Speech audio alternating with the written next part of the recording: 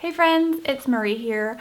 I thought I would pop in, make a short video kind of showing you some different ink blending techniques. Now, I've been posting a few cards on my Instagram that y'all seem to like, just featuring some ink blending techniques such as this one, where I've got sort of an ink blended background for my sky. The moon looks like it's glowing because it's really bright against the darker edges, which gives it contrast and makes the illusion of some kind of glowing moon.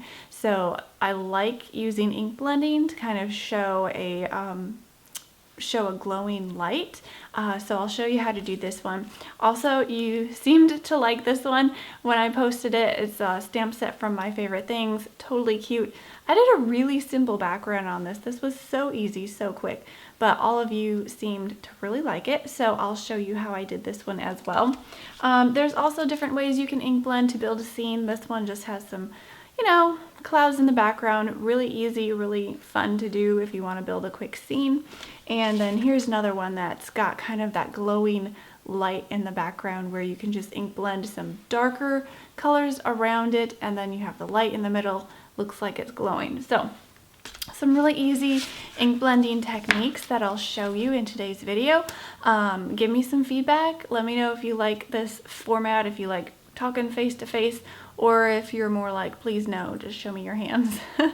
Not offended. If you haven't already subscribed, go ahead, like, comment, share, do all the things, and let's just get down to the craft desk and I'll show you some of my personal ink blending techniques. Alright, so like I mentioned, I'm going to show you some techniques that I like to use when I ink blend. Now, I thought it was worth mentioning what kind of ink you're using. I know hybrid inks are really big right now and they do blend well, but when I'm doing a whole background where I want to do glowing light or something, I reach for my distress inks. I think a dye ink works better because those hybrid inks tend to want to stay where you put them. Now, you can also use a few different tools to ink blend. I know a lot of people love these blending brushes, but there's also just the original ink blending tool that works great, and Nuvo has another ink blending tool that works exactly the same way as that other ink blending tool, only it's a different shape, so it might be a little more comfortable on your hand because it's a little bit different of a contour.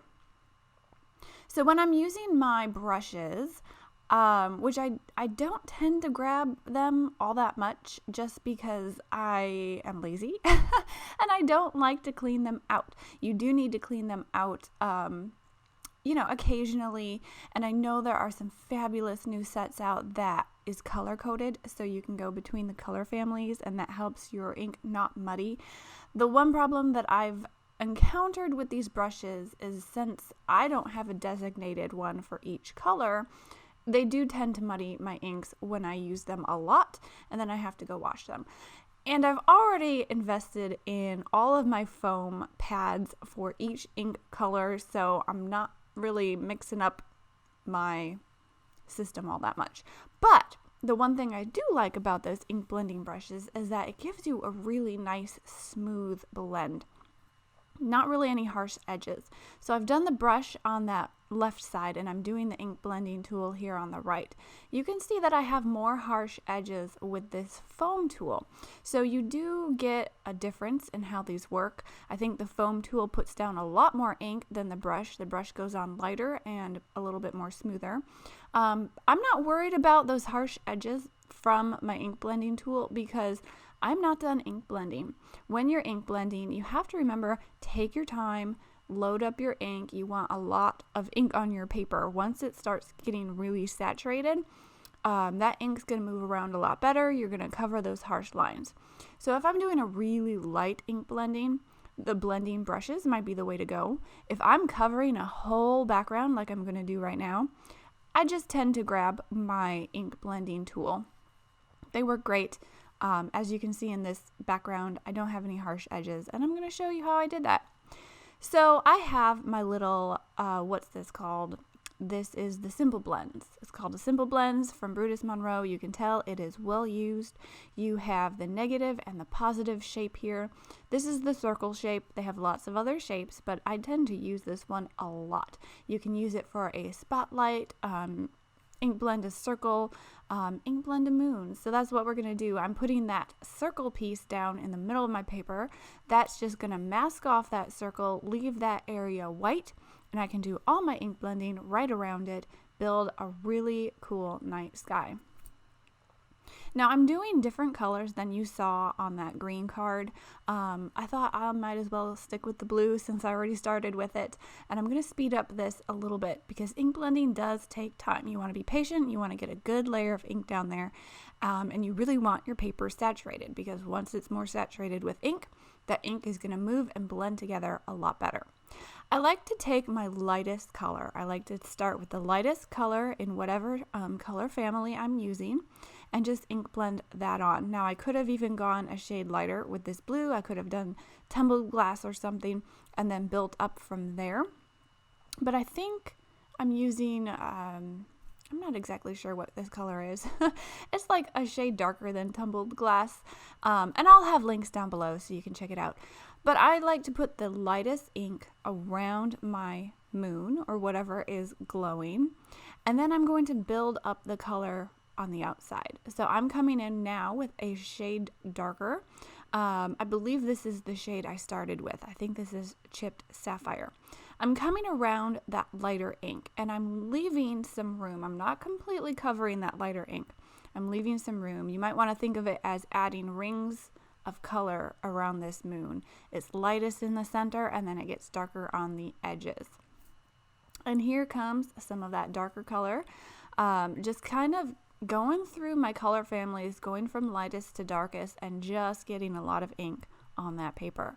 I tend to be a little heavy-handed while I am ink blending. I like to push down a lot. You don't need to, but that's just how I work. That's how I write with my pencil and color as well. I've always been a little heavy-handed. So if you're a little bit lighter-handed, that's fine. Heavy-handed, I tend to leave some of those marks from the foam blending tool a lot easier. But if you keep blending, you can blend them out. Now for the edges, I'm actually coming in with some black. I really love this contrast from really dark and really light. It's something I've been learning in my own crafting is that the more contrast you add, the more bright your light colors are going to look. So if you really want them to look like they're glowing, put some dark color around the edges. You really want that contrast. I tend to like to go for the lighter colors, not add a lot of shading, but I'm finding you get more depth, more contrast if you really go for it. So play around with your inks, come up with your own combinations.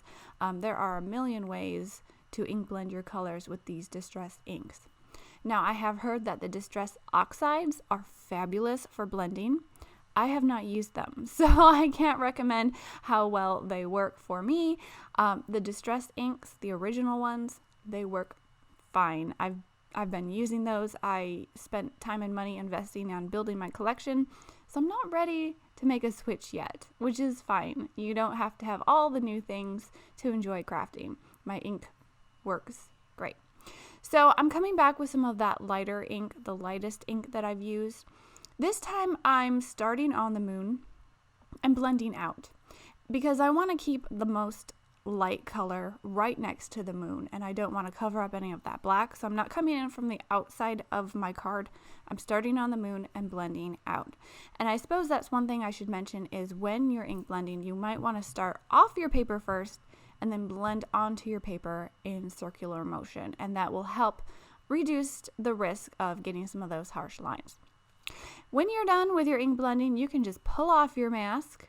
And if you don't have a simple blend, that's fine. Use a piece of paper, masking paper, cut a circle, anything will work. And you can see how now it looks really glowy. If you wanted to tone it down a little bit, you could put some of that lighter color over it, make the edges a little fuzzier. I'm going to put some clouds over my moon so it looks like a glowing nighttime moon. This is another simple blends from Brutus Monroe. It's their cloud one. And I like to switch it up. I like to use both sides, the top and the bottom. Gives me a variety in the shape of the clouds, and it doesn't look so, cut and paste kind of in my backgrounds. It gives it a little bit of variety, breaks it up, makes it look like fluffy clouds. Now, looking at this, I wish I would have stopped there and left the top as it is.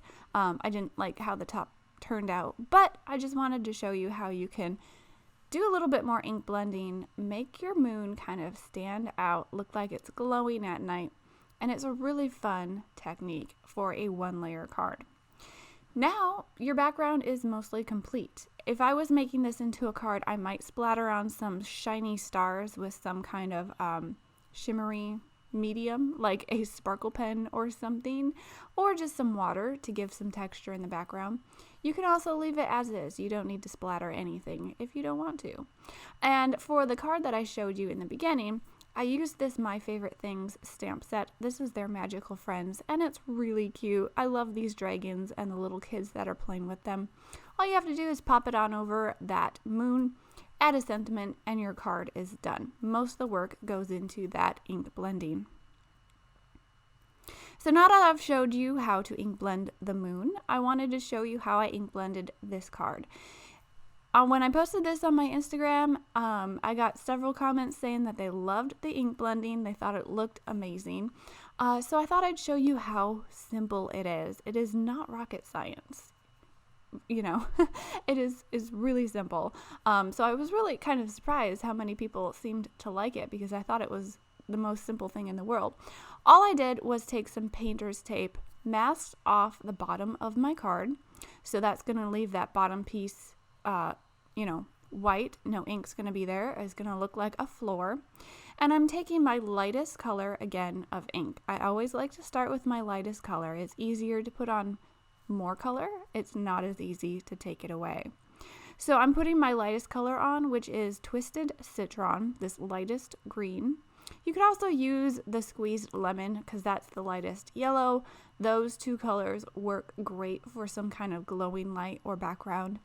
I'm just blending this on to my card in sort of an arced shape. So it's like a half circle here coming up from the floor. I just want it to look like the light is kind of glowing out from the background. I'm starting on my painter's tape and then blending it in onto my paper. That way I'm starting off my paper, blending onto my paper. Sometimes when you get some more ink, it's really juicy on your ink blending tool. If you take it right to your paper, you might get a big smudge. So it's a good idea to start off your paper and blend onto your paper. Since I wanted to leave the edges bright with no ink, I don't want to start off the edges. So I'm starting on that painter's tape coming up from the bottom. You just want to think about where you want your darkest color to be and start from there because that's where it's going to end up having the most ink. So for the rays coming out of my background, I'm using this Heffy Doodle stencil. This is the Raise the Roof, and I just got this recently. I think it's been out for a while, but I love this stencil.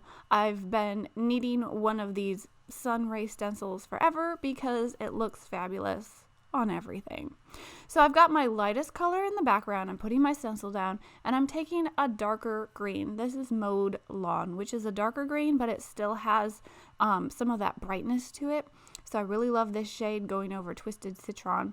I'm getting a tone on tone look here with my ink blending, and I'm just blending this on from the bottom and working my way up. I'm going to let it fade out into that Twisted Citron. I'm not going to take this Mode Lawn all the way out to where my Twisted Citron is. I want my Twisted Citron to have more in the background, so it looks like this Mode Lawn is just fading out. And that's about it. That is the ink blending. It's super simple. You just put two colors on, do a little bit of masking and stenciling. Now when you're pulling your painter's tape off of your cardstock, I really try to pull it back on itself and go slowly. Now this is a piece of painter's tape that I've used several times. It's lost some of its sticky, but it's really easy to tear your paper if you're not careful. So that is a few of my tips for ink blending. I just thought I'd show you how I made these cards. Let me know if you like this video, if you want to see more of these technique videos showing you how to ink blend or do different things. Otherwise, thanks for stopping by. Don't forget to like, comment, share, subscribe, tap the bell for notifications, and do all the things. I'll catch you guys next time and have a great day. Bye!